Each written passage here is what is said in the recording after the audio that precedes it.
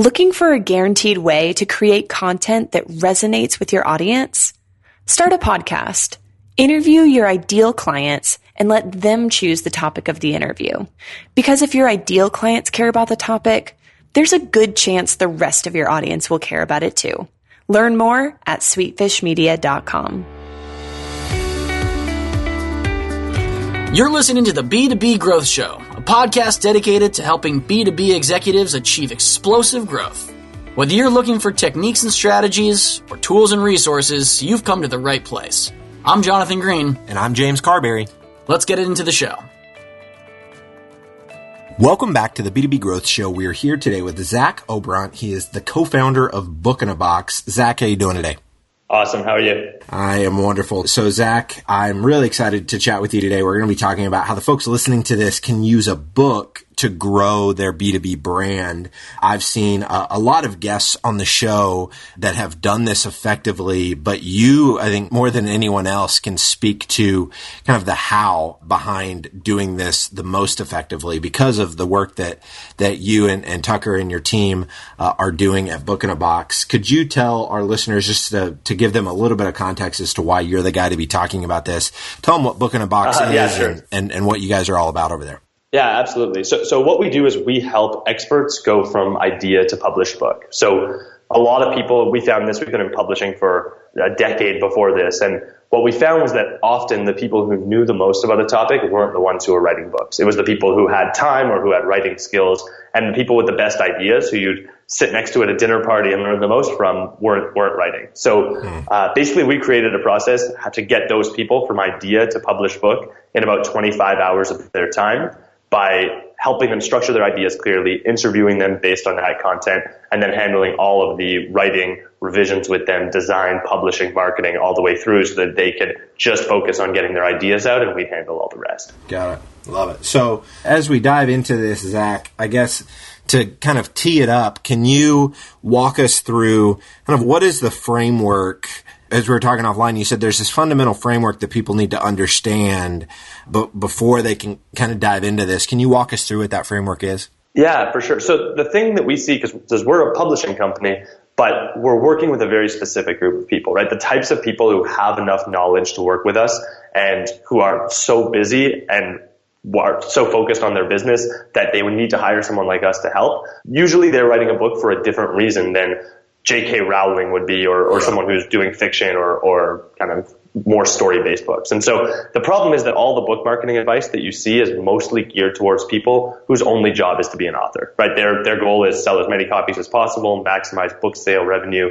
And for most of the folks we work with, they don't want the book to just be a business card. They need the book to spread and impact people and teach lessons to people and build their brand, but they also don't need to maximize book sales. That's not really the metric that they should be using.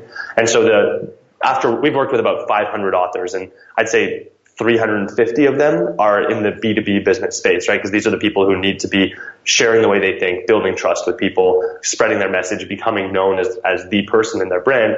And what we found works best is when they are really, really clear about who that audience is that they want to get in front of and and what the topic is that they want to be known as the person in that space.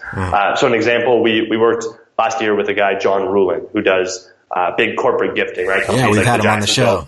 Oh, awesome. Yeah. So he's a perfect example of, he wasn't trying to write a general business book or anything else. He knew very clearly he wanted to be the guy around gifting. And therefore we could write a book that the goal wasn't to maximize sales. The goal wasn't for it to just be a business card. It was that every time somebody spoke about gifting and expressing appreciation to employees and vendors and customers, his name would come up in conversation. And so the framework that we encourage B2B business people to think about when they write a book is, what's the topic that your ideal customer is complaining about that you would want someone else in the room to mention you in that conversation? And once that's clear, how can you create the book that directly solves that problem, and then market it just to the point that enough people have heard about it that it starts coming up in those conversations and can grow organically? Okay, so if there's someone listening to this and maybe they're not at a place where they can afford to, work with a service like Book in a Box, can you walk us through what is the process that you guys are using that someone else, if they were, strapped for, resources financially and they couldn't have a team like yours do it, how could they go about taking their idea into a published book if they were wanting to do it on their own? Yeah, so we wrote a book, the Book in a Box method, that walks through all of this in a lot more detail than we have time for here. But the overall summary is that what makes book writing take people so long is that they sit down at a keyboard, they write everything up. Often they pause a lot of times because they don't know what to write next and they have writer's block. And then they finish it and they go, oh crap, there's too much or it's not well organized. How do I mix those pieces around and make it good? And editing with 50,000 words on the page is a lot of work. Yeah. So what we do is we do all of the structuring up front, right? Move slower than you feel comfortable with and really think through, what's this positioning? What's the journey we're trying to guide an author on? What are the chapters that need to be there for that to be accomplished? And then even in more detail, for each chapter, what's every story I want to tell? What's every point I want to make? And spend all the thinking time up front getting all of that organized. So when we're done with the outline, we've got 15 or 20 pages of really overly organized bullet point notes of what the whole book will look like, every idea it will contain. Once that's done, what most people, if they work with like a ghostwriter, that ghostwriter is interviewing them loosely and then turning around and writing the book on their behalf.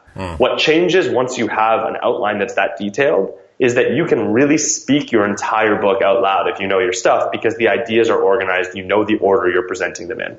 So once that outline's done, what we do and what we recommend people do on their own is find the person who's going to be the editor or writer that you hire, or possibly do this yourself, but sit down with someone, talk through that entire outline, start to finish, elaborating on every point, telling every story, speaking the whole thing out loud. And you'll never get stuck with writer's block because you always know what's next and it's easy to speak instead of write. Yep. Get that whole thing transcribed, organize it by chapters, and basically what you have at that point is a horrible first draft of the book. You have all the ideas on the page, it's organized the right way, but it's written like crap because it's just a transcript of you speaking.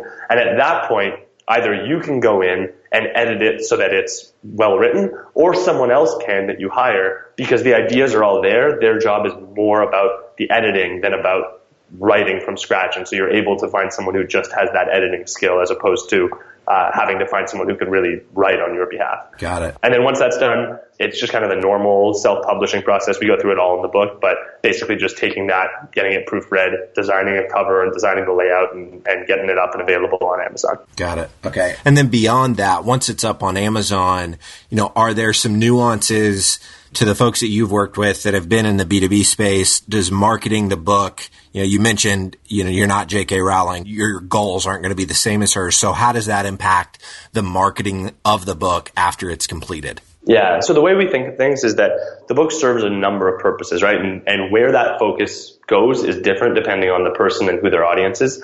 But fundamentally, the ways you're going to use it are either purely as a credibility piece. So people who aren't going to find you through it, you're going out to sales prospects or you're in a meeting using it there. There's no marketing necessary for that. That piece is easy. Number two is to get more attention. So easier to get on podcasts, to get PR, to get excerpts published in major publications once you're a published author. So piece two is using that to get in the door and get that media attention. And then the ultimate goal of all of this is that attention can lead to clients for you in your business, but can also lead to people buying the book and then becoming word of mouth engines to raise more awareness for you. So if we had a visual, I'd be able to kind of draw this cycle of you work to get attention, the attention gets book readers, the book readers talk about you, which leads to more attention.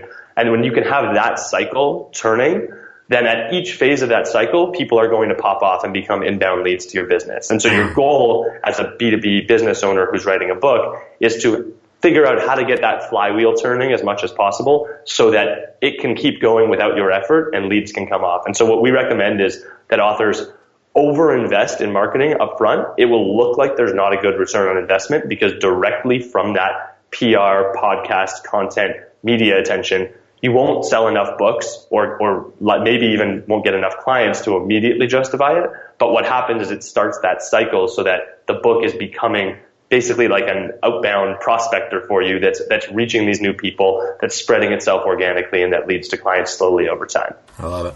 So this makes a lot of sense to me, Zach. I particularly resonate with the element of the outline. I read your book and I did a pretty extensive outline of the book that I'm working on now, but I don't think I went deep enough into kind of getting every story for the specific chapters lined out. And so I got kind of the chapter outline done and I knew the flow and the information that I wanted to communicate at a high level, but I didn't dive into each chapter and really flesh out, okay, what are the stories that I'm going to tell in each one of these chapters to communicate these ideas most effectively? Is there a particular word count people should be looking for? Is there, hey, with this, how long are chapters? How long should they be? Do you have any thoughts on kind of the more nuanced elements of that and how many stories it takes to really fill a good chapter that communicated an idea effectively? Yeah. So, there's so many different structures for how those chapters are organized, right? We've seen, I like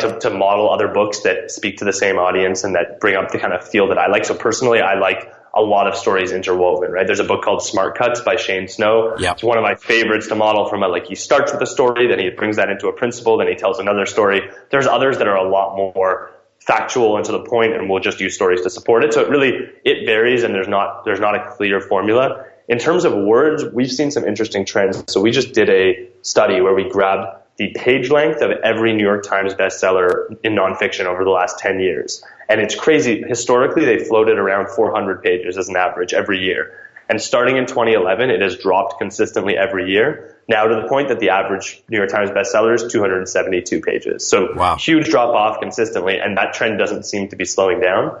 And so we recommend that authors, especially like business authors who their priority is that people finish the book and read it and recommend it. We don't want to overload the people with too much content. There's no need. Historically, books have been longer because publishers required them to be so that they would be thicker on bookstore shelves to be seen more, which is a ridiculous reason to write more pages. So we recommend that authors stay on the shorter end of the spectrum. Usually like 180 to 280 pages is what we recommend as long enough to be professional and authoritative, but short enough that people don't feel intimidated and not get through it. Got it. And what's that come down to from a word count perspective? So you've got a little bit of flexibility in terms of how much you can squeeze onto a page, but usually that ends up somewhere between 35 and 55,000 words. Good to know. So speaking to, the B2B marketer that's listening to this, before I let you go, I'd love for you to share what is the biggest hurdle that you see authors or, people that desire to be an author. What's the biggest hurdle that you see them struggling with, and what's your response to that struggle? Yeah. So the biggest thing we see over and over is that people are not clear enough about their goals up front, and that causes a whole ripple effect of problems. So we end up, I'd say half of the prospective authors I talk to, we start talking about their book idea, and once we really dive into it, it's clear it's actually 3 or 4 ideas that they are the common thread between. So they see them all as one thing, but from a reader's perspective, the reader wouldn't be interested in both their methodology and their business's processes and their story of their parents immigrating to the country. They don't fit together for any audience, right? So for most people, what we recommend is starting with what exactly do you need to accomplish? Why are you writing this book? And for most business owners, that's feeding that cycle within their business of attention to word of mouth. Got it. Second, for that cycle to happen, who is the exact audience you need to reach, right? There may be more people who are interested in the things you have to say, but who has to read it? And then start deciding what's the exact book you need to write that audience is going to talk about. And what that does is it leads to authors having a lot more precise, clear book ideas as opposed to trying to write all the stuff they know into one book. And that's probably the biggest hurdle I see, is that the people who are trying too hard to bring too many disparate pieces together into a book end up getting jammed up and it doesn't quite speak to anyone. Whereas the ones who keep it simple and say, I may have more books in the future, but this book is accomplishing this goal for me, tend to have a clear process ahead of them and move through it. That's fantastic. Zach, if there's somebody listening, they want to dig deeper on this, first off, how can they go about getting the book that kind of outlines your process in more detail? And then how can they stay in contact with you and learn more about the Book in a Box process and what you guys are all about? Yeah, so the book is on Amazon. It's super cheap. I forget the price, maybe 99 cents. And you can also go to our website and download it for free. So our site is bookinabox.com. On there, you'll find everything about our process and be able to get in touch with us if you're interested in working together, or download the book that'll walk you through how to do it on your own. And for me personally, I'm on Twitter at Zach Obront, ZachObront. Or you can email me anytime, Zach@bookinabox.com. I love it. Awesome, Zach. Well, thank you so much for your time today. This has been fantastic, so I really appreciate it. Yeah, great talking to you, James. If you've been getting value from this podcast, You can help us reach more people by reviewing the show on iTunes. Here's how you can leave a review in less than a minute. Open your podcast app and tap the search icon in the bottom right corner. Type in B2B Growth, then select our show. Once you're there, tap the Reviews tab and tell us what you think of the show. These reviews help us out a ton. Thank you so much for listening. Until next time.